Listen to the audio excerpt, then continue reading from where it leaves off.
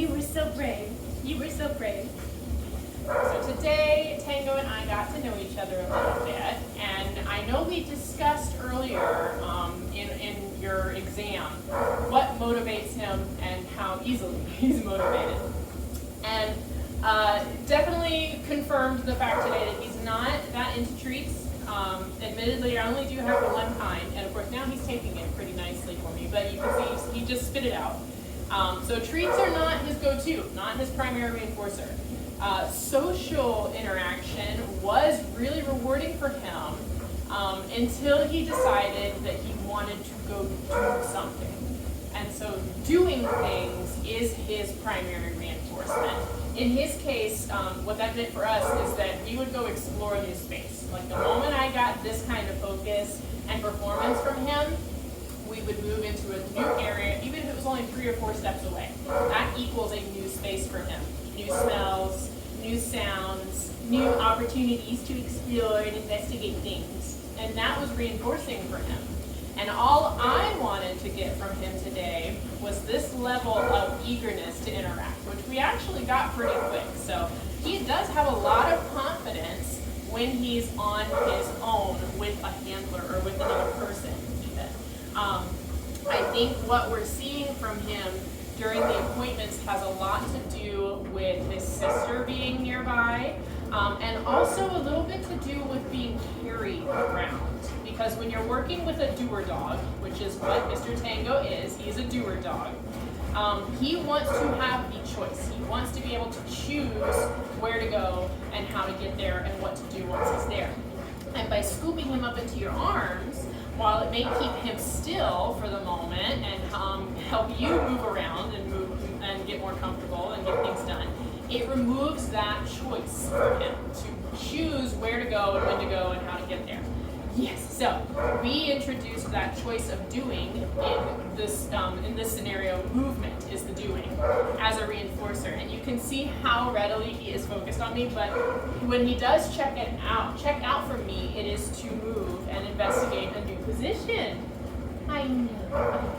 So when you're working with him at home, I would reset your session after just 2 or 3 successful repetitions of whatever it is you're working on. If it's a sit, if it's a down, once you get 2 or 3 successful reps, get up and move to a completely new space. Let him sniff around like he's doing right now, let him investigate, and then if he chooses to check back in, yep, good boy, you can capture that moment of attention and reintroduce the lesson in that new space, okay?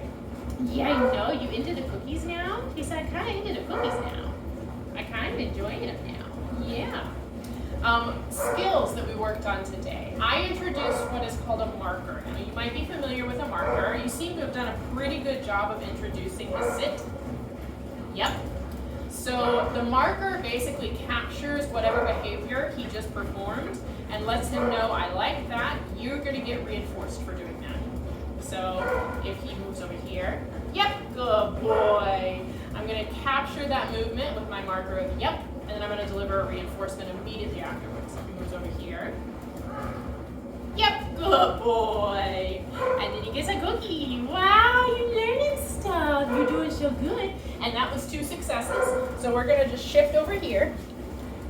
Yep, good boy. And he's still checking in. So we're going to get more snacks. Good job. So just a couple little shuffles and we're in a new environment for him. And he's going to stay a lot more interested in working in this new space because of its novelty. That's actually reinforcing for him. Good job. So I used this marker of yep to capture all of these beautiful little sits he was throwing at me. He's really good at sitting at doorways. Well done there. And I would capture that with yep and deliver cookies. And then I also used it to introduce a new behavior called a hand target. Now the hand target is very simple. You may already be familiar with it. Oh no? No? I know, the cookies are in that hand.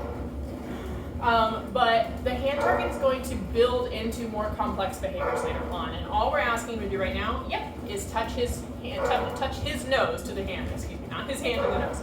Touch his nose to the hand. And you want to be able to do this reliably with both hands. Yep, good boy. Very nice. And as you can see, I'm kind of holding them away from him at a distance so that he has to move out of that sit in order to get to them. Yep, good boy. Very nice. And that was 3 successes. So we're going to go over here. Yeah. Where are we going? Where are we going? What's over here? Yep, good boy. You're so smart. You're so smart. So we captured the hand targets using our new marker of yep, that's YEP. If you're using a word at home for him at BMO that kind of does the same thing, if you're saying good or good job or okay, just let me know. I can very easily swap my marker out for yours since he's going to hear more of yours at home. But YEP, yep, is just a nice, quick, sure, simple way to let them know that they've done something right. So, new marker word of yep to capture anything that he did that I like. I love this duration. I love this duration, by the way. A new hand target to get him to move, yep, towards my hand, and marked for that when I felt his nose touch my hand.